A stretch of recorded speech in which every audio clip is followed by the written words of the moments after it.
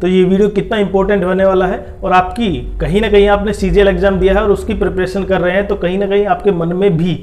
ये होगा कि मैं ये वो पोस्ट प्राप्त कर सकता हूं, और वो पोस्ट आप जो आपके मन में है जो प्राप्त करना चाहते हैं वो कमेंट बॉक्स में जरूर लिखें। और आज हम इस वीडियो में आपके लिए लेके आए हैं 4600 ग्रेड पे और 4200 ग्रेड पे की जो दिल्ली बेस पोस्ट है जितनी भी 2024 में वो, और खासकर क्योंकि इससे बेसिस पे 2025 में भी पोस्ट जो आएंगी दिल्ली बेस उसके भी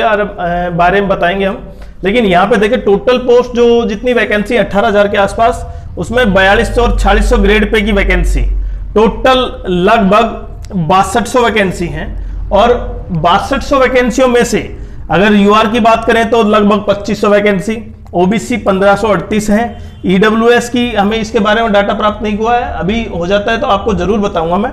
और एससी के 970 और एसटी की 495। और वो आपको पता है अगर आप जिस कैटेगरी से लाई कर रहे हैं, जैसे मानो ओबीसी के लाई कर रहे हैं और आपकी एज नहीं हुई है, अगर आपके मार्क्स ज्यादा हैं तो आप किस में कन्वर्ट हो जाएंगे, जनरल कैटेगरी में चले जाएंगे, और अगर जनरल के जितने मार्क्स नहीं है तो आप वापस अपनी कैटेगरी में आ जाएंगे ओबीसी। और अब की बार ओबीसी की वैकेंसी ज्यादा है। लेकिन हम ये नहीं बता रहे, हम ये बता रहे कि दिल्ली बेस में कितनी वैकेंसी है इन 4200 और 4600 ग्रेड पे में से लगभग 1800 वैकेंसी। हमने जितना कैलकुलेशन किया है उसको मानते हुए लगभग 1800 वैकेंसी है,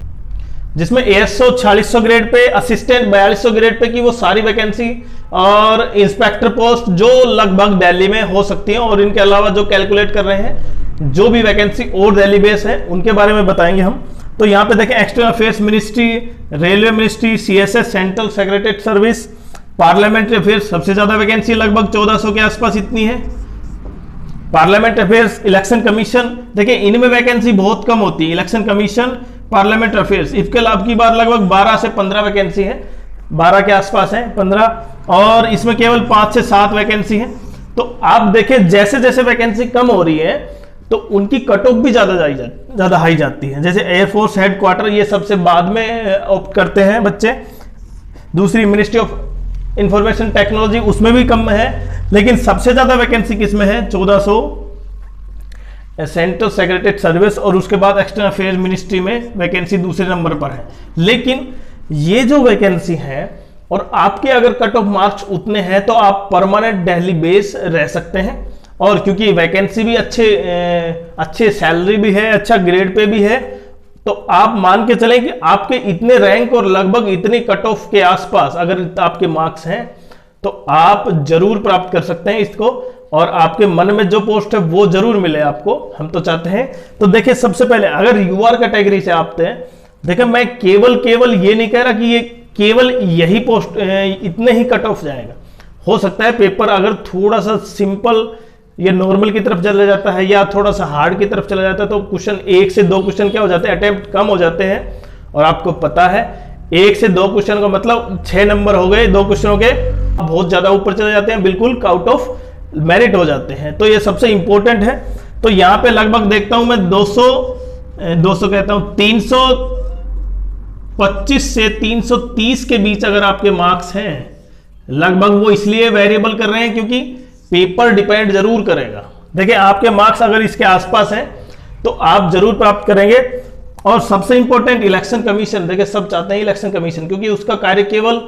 कुछ समय के दौरान होता है, बाकी बिल्कुल सिंपल और शांति से रहता है। तो इसलिए इलेक्शन कमीशन और पार्लियामेंट अफेयर्स मिनिस्ट्री की बात करें तो उसमें काम 9 से 5 की बजाय काफी लेट तक हो जाता है जब सेशन पार्लियामेंट के सेशन चलते हैं। तो इसमें थोड़ा सा टाइमिंग का क्या हो जाता है, चेंज हो जाता है। बाकी सेंट्रल सेक्रेटरीट सर्विस इसका काम फिक्स है 9 से 5, इसमें कोई जैसी दिक्कत नहीं है। दूसरा एक्सटर्नल अफेयर्स मिनिस्ट्री आपका, तो ये टाइमिंग का भी है थोड़ा सा, कुछ पोस्ट ऐसी है, लेकिन सारी पोस्ट जो भी हमने बताई वो दिल्ली बेस पोस्ट हैं। और इनके अलावा ओबीसी अगर ये जनरल कैटेगरी के आसपास है तो आप मान के चल सकते हैं मैक्सिमम मिनिमम एसटी के लिए 300 मार्क्स, तो आप इन दोनों के बीच का कंफर्म कर सकते हैं। ओबीसी ईडब्ल्यूएस दोनों एक ही पास रहेंगे, और अगर आपके रैंक लगभग जनरल कैटेगरी में तो रैंक लगभग आपके लिए कम से कम आपको 1500 रैंक लेके आना होगा, जो प्रत्येक में जनरल कैटेगरी की बात कर रहा हूं। उसके बाद जैसे नीचे अगर इनकी जैसे जैसे आप रैंक और ओबीसी ईडब्ल्यूएस के लिए लगभग आप 2000 का माने, और ये 2700 और ये 3000 के आसपास। अगर आपके रैंक लगभग इतने लाई कर रहे हैं, ओबीसी ईडब्ल्यूएस का 2000, तो आप मान के चल सकते हैं आप ये पोस्ट प्राप्त कर सकते हैं, मतलब 4600 और 4200 ग्रेड पे की पोस्ट प्राप्त कर सकते हैं।